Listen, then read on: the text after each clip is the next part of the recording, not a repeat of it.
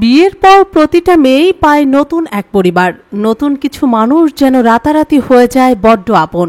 এই সম্পর্কগুলো ভাষায় বোঝানো মুশকিল। কদিন আগে বিয়ের পিঁড়িতে বসেন কৌশাম্বী চক্রবর্তী ও আদ্রিত রায়। মঙ্গলবার শ্বশুরবাড়ির সকলের সঙ্গে একটি ছবি শেয়ার করে নিলেন অভিনেত্রী। কৌশাম্বীর শেয়ার করা ছবিটি ভাত কাপড়ের অনুষ্ঠানের সময়কার, অর্থাৎ বৌভাতের দিন সকালের। হিন্দু রীতিতে এদিন নতুন বউয়ের হাতে খাবার পোশাক তুলে দেয় স্বামী, নেয় সারা জীবনের দায়িত্ব।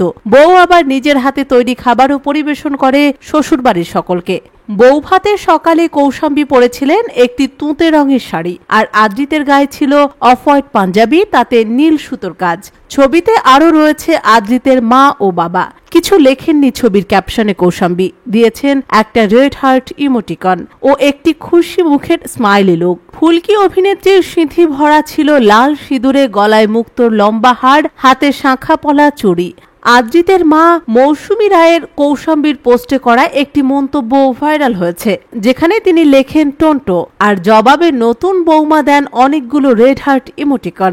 জবাবে মৌসুমী আরও লিখলেন, আমাদের ওয়ান্ডার শেফ। আদ্রিত শাম্বী জুটির ধারণা, নতুন বৌমা ভালো কিছু রান্না করে শ্বশুরবাড়ির সকলের মন জয় করে নিয়েছে। আদ্রিতের পছন্দের খাবার বিরিয়ানি নয় তো, বিশেষ যত্ন নিয়ে রান্নাটি শিখেছিলেন কৌশাম্বী। জানিয়েছিল অভিনেত্রীর মা স্বয়ং মাসখানেক আগে দিদি নম্বর ওয়ানে।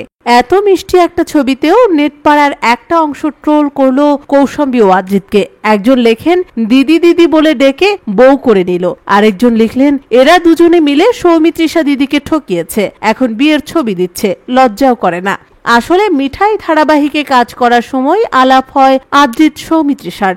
যদিও শোনা যায় সিরিয়ালের শুরুর সময় নাকি একে অপরকে পছন্দ করতেন আদ্রিত আর সৌমিত্রিষা। এমনকি আদ্রিতের সঙ্গে সুপ্রিয়া মণ্ডলের বিয়ে ভাঙেও এই কারণেই। সেই সময় সৌমিত্রিষা আর কৌশাম্বী ছিলেন খুব ভালো বন্ধু। তারপর যখন আদ্রিত মন দিলেন কৌশাম্বীকে, দুজনের মধ্যে সম্পর্ক তৈরি হলো, তখনই ঝামেলা শুরু। সৌমিত্রিষার সঙ্গে শেষের দিনগুলোয় রীতিমতো কথা বলা বন্ধ ছিল আদ্রিত কৌশাম্বীর। যদিও এই নিয়ে কখনো কথা বলেননি তিনজনের কেউই, কিন্তু কথাতেই তো আছে, যা রটে তার কিছু বটে।